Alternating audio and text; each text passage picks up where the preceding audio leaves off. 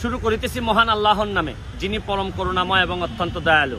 আপনারা অনেকেই জেনেছেন যে আজকে একটি অর্ডার হয়েছে মহামান্য হাইকোর্টে, যে হাইকোর্ট আমাকে বলে দিয়েছেন যে সালাম মুর্শিদি সাহেবের ব্যাপারে এই রিটটা চলাকালীন সময় পর্যন্ত আমি যেন এই মামলার মেরিটে টাচ করে এইরকম কোনো ভিডিও যেন আপলোড না করি, কারণ ওনারা আমার বিরুদ্ধে একটা অ্যাপ্লিকেশন দিয়েছিলেন। তো 2টি ভিডিও আমাকে সরিয়ে দিতে বলেছেন। আমি এই মামলার মেরিটের ব্যাপারে কোনো কথা বলবো না, কারণ আদালত আমাকে যেহেতু না করেছেন, এই মেরিটে টাচ করে এরকম কোনো কথা আমি বলবো না। আমি আইনের প্রতি ব্যাপক শ্রদ্ধাশীল। কিন্তু যে কথাটা আমি বলতে চাই, একটু আগে দেখলাম সালাম মুর্শিদি সাহেবের, উনি উনার নিজস্ব পেজ থেকে লিখেছেন যে আমি নাকি আদালতে নিঃশর্ত ক্ষমা প্রার্থনা করেছি এই ভিডিও আপলোড করার কারণে। এইটি একটি ডাহা মিথ্যা কথা। মিথ্যা যে ওরা বলার যে প্রবণতা বহুদিন ধরে, এটা পুরাটা হচ্ছে কি আজকের আদালতে আমি কখনো কোনোভাবে আমি কোনো নিঃশর্ত ক্ষমা প্রার্থনা করি নাই। এবং দেখেন, এইরকম জিনিসে নিঃশর্ত ক্ষমা প্রার্থনা মানে হচ্ছে বিরাট বড় অপরাধ করে ফেলছি। আমি আদালতে বরং বলছি যে এটা পাবলিকলি বইলে দেওয়া আমার দায়িত্বের মধ্যে পড়ে, মাই লর্ড। কারণ হচ্ছে কি দুর্নীতি যেই করুক না কেন এটা সবার মধ্যে ছড়াই দিতে হবে।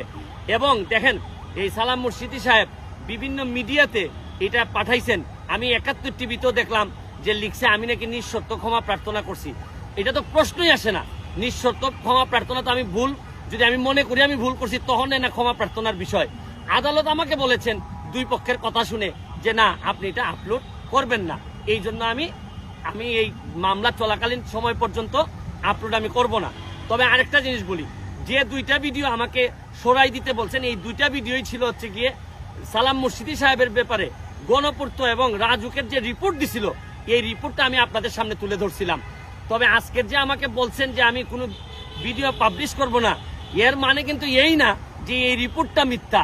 উনি যে সৃজিত কাগজপত্র দিয়ে যে উনি এই বাড়িতে দখল করে যে আছেন, এইটা রাজুক এবং গণপূর্তের তদন্ত কমিটি তদন্ত করে দিবালুকের মতো পরিষ্কার করে ওনারা রিপোর্ট আজকে জমা দিয়েছেন।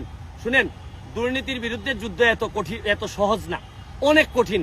আইনের ফাঁকে ফাঁকে ফেলে বিভিন্নভাবে বাধাগ্রস্ত করার চেষ্টা চলে, জীবনের হুমকি দিয়ে বিভিন্নভাবে বাধাগ্রস্ত করার চেষ্টা করা হয়। আমি থেমে যাওয়ার পাত্র না। মনে রাখবেন, আমি সুস্পষ্টভাবে দুর্নীতির গন্ধ না পাইলে এত বড় বড় যারা মাফিয়ার মতো লোকজন আছেন তাদের বিরুদ্ধে লাগি না। আমি স্পষ্ট হয়েই জীবনের ভয় উপেক্ষা করেই এইসব লোকজনের বিরুদ্ধে কথা বলি এবং বেঁচে থাকা পর্যন্ত কথা বলতেই থাকবো।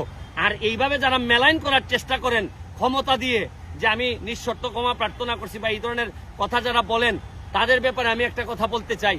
শুনেন, পাপের ঘর যখন পূর্ণ হয় তখনই বিভিন্ন জায়গায় আজরাইলের জন্ম হয়।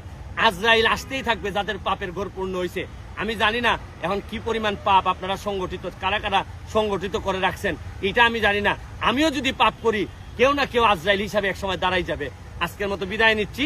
দেখা হবে আগামী 8 তারিখে, আবার মামলার ডেট আছে। এই রিপোর্টের উপর শুনানি হবে, তখনই দেখে ফেলবেন যে কি পরিমাণ কি জিনিস করা হয়েছে এই পর্যন্ত। ভালো থাকুন, সুস্থ থাকুন।